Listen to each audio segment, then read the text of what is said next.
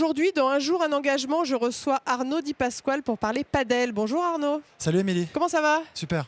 Tu viens d'être nommé directeur du Major qui aura lieu en juillet. C'est la suite logique de tes missions qui t'étaient attribuées dès le début d'année. Alors écoute, pour le dire en entier, c'est le Greenwiz Paris premier padel Major. En effet, c'est un Major. Donc un Major, c'est l'équivalent en fait d'un grand chelem. Il y en a 4 dans le monde en fait de cette catégorie. Et on en a un au stade Roland-Garros du 11 au 17 juillet prochain.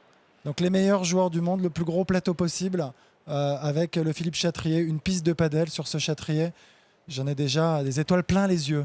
En tant que leader de la mission Paddle, ça doit te faire extrêmement plaisir. J'imagine que c'était un de tes objectifs quand tu as été nommé à ce poste. Exactement. Écoute, il y a un peu plus d'un an maintenant, quand j'ai été nommé, c'était un doux rêve. On en parlait avec Gilles Moreton, avec Amélie Oudéa-Castéra, qui nous a quittés depuis, mais ça a été un objectif, une ambition.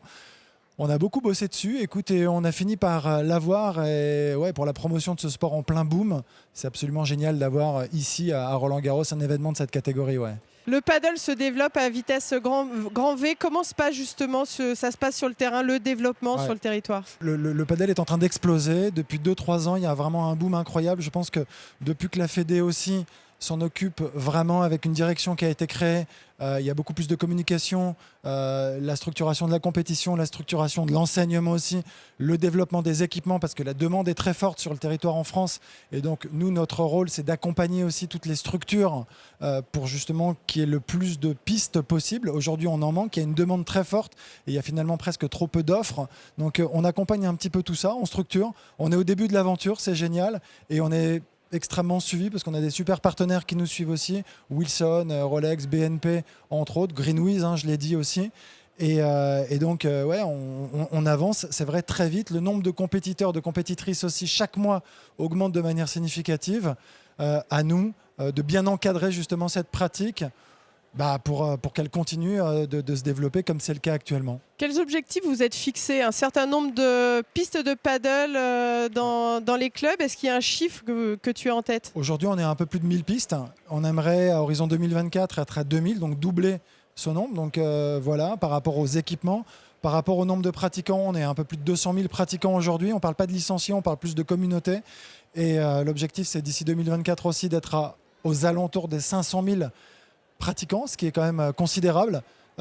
Écoute, si ça continue comme ça, avec la bonne communication qu'on arrive à faire, il me semble que, j'espère vraiment qu'on y sera. Il y a une autre communication pendant le tournoi de Roland-Garros avec la construction du cours de mercredi à dimanche. Justement, quel public tu accueilles? Quelles sont les animations qui auront lieu? Ouais, on met un terrain, donc une piste éphémère sur le cours numéro 5.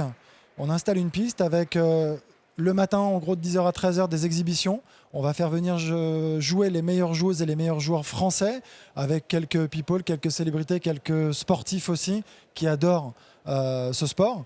Donc des animations, là, c'est vraiment en mode exhibition. Et puis ensuite, l'après-midi, c'est découverte grand public pour essayer d'attirer le plus de monde sur cette piste. Donc on avait déjà fait cette opération l'année dernière qui s'était avérée vraiment être un succès. On répète cette opération et en fait c'est full toute la journée, donc vraiment du matin au soir il y a du monde. Ça a été vraiment un gros succès, donc on a remis cette opération en place. Ouais. Tu me gardes un petit créneau pour que je puisse m'entraîner? Écoute, va falloir que tu bookes parce que je suis désolé mais il y a beaucoup de monde, il faut faire la queue, c'est comme tout le monde. Je suis désolé Émilie. Merci Arnaud. Je t'en prie, merci à toi.